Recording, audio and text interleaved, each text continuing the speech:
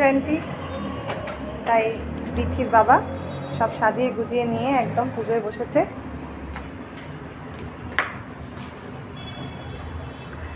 আজকে হনুমানজিকে কলা, গুড়, লাড্ডু, ছোলা দিয়ে পুজো দেওয়া হচ্ছে।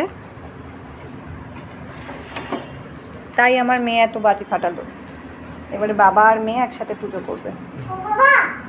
ওর বাবা এই ডিউটি থেকে এলো, আসার পরে চান টান করে পুজোয় বসেছে।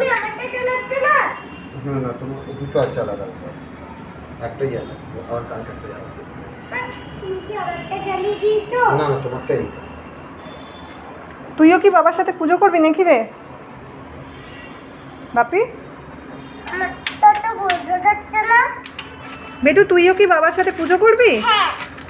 কি পুজো করবি? কি হনুমানজি? কি পুজো করবি? জ্বালিয়েছি।